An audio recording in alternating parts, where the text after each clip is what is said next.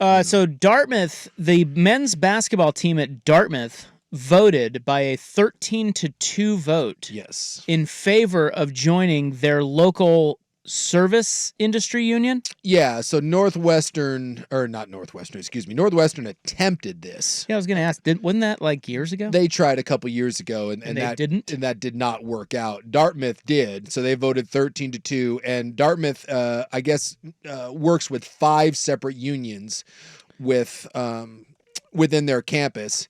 And the basketball team has partnered with one of the service unions. Now, Dartmouth does not want this. In fact, Dartmouth sent them a letter basically saying that if you do this, and this was maybe a week ago before the vote, you may be putting yourselves at jeopardy of getting kicked out of the Ivy League, just basically this doom and gloom sort of thing to try to persuade them not to do it. Dartmouth said no. The men's basketball team said we're going to vote anyways, 13-2. And so this is the first major step in this. Now, Dartmouth is going to appeal.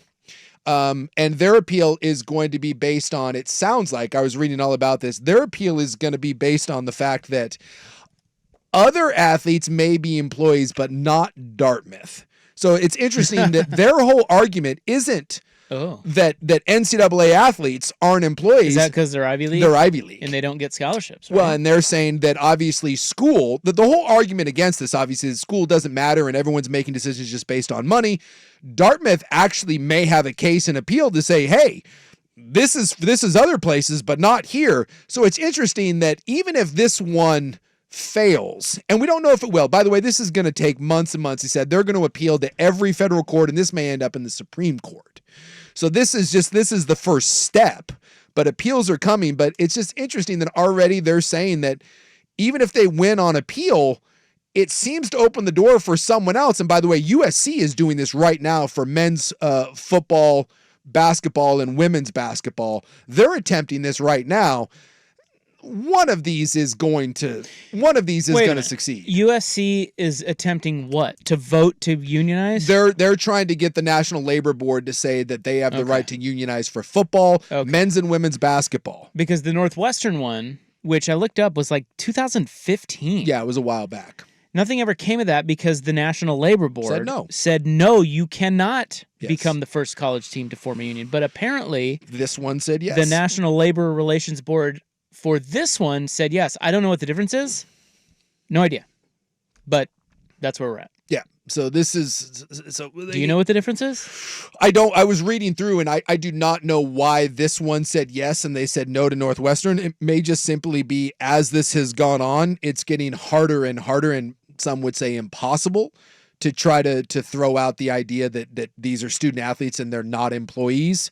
And by the way, people asking what's the significance of this? Well, if you're an employee, then you have to make at least minimum wage. You have to get overtime. There's workers' comps, all of those things. So if some of these start to fall, this is the end of amateurism as we know it. Then you become an official employee. So according to Yahoo Sports, in the Northwestern case, the National Board declined to recognize unionization in part because it only applies to private employers. Mm-hmm. And though it is a private school, Northwestern, it competes in the Big Ten, where at the time all other schools were public.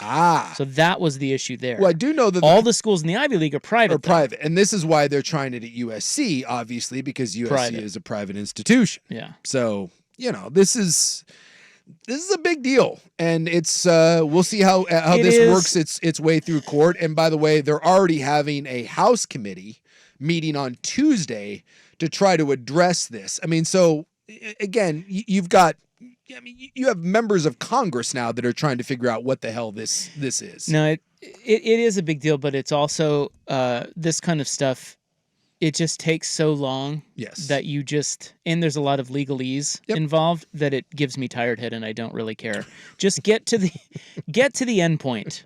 It's the same with the college football playoff expansion and all that. Just get to the end point, okay? Yeah. Get this all figured out, you clowns. All of you clowns. Yeah, we'll see what happens, but I mean, technically Dartmouth is going to play Harvard, and it will be the first time that the a men's NCAA team plays as a unionized team. And yet, no one will care about the game. No, and there was some talk that Dartmouth would just get rid of basketball, but they were saying you can't really do that because then the Dartmouth men's players could sue, saying that you didn't negotiate with us in fair like with fair practices. So that just the moment you unionize, you're like, well, you're all fired. It doesn't work like that. That's why you unionize. Well, I think they should take all of it to the Supreme Court.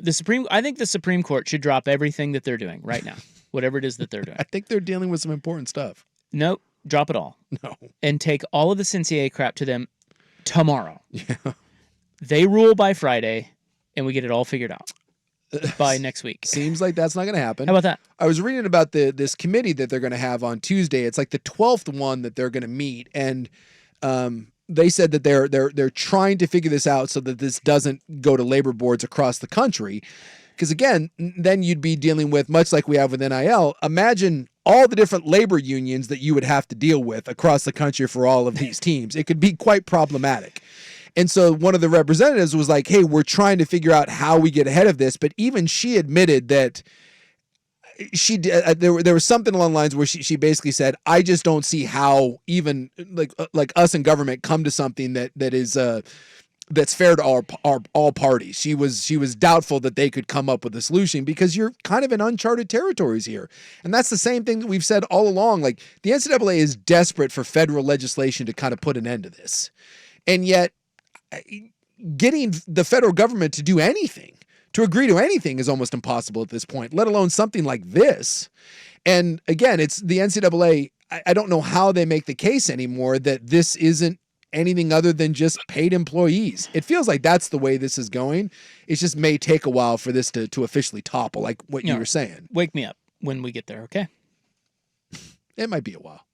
Well, still wake me up. Put it on your see what I can do. Reminder list. The couple of the articles, if I'm alive. The couple of the articles I said, or that I read today said, give it about 3 to 5 years.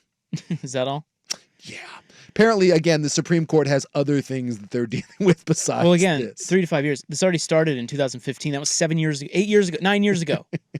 Yeah, but they lost. I'm good at math. Dartmouth won. I'm pretty sure Mike Kafka, who's now a coordinator, yes, he was part of that team. Yes. He was on the team then. He was on the team. I think he was the quarterback and may have led the charge. But again, the labor union said no. This one said yes. And then if the USC one says yes, then we'll see. Because the USC one will carry a lot more weight than Dartmouth. I get the feeling Isaac's over it. I am so bored.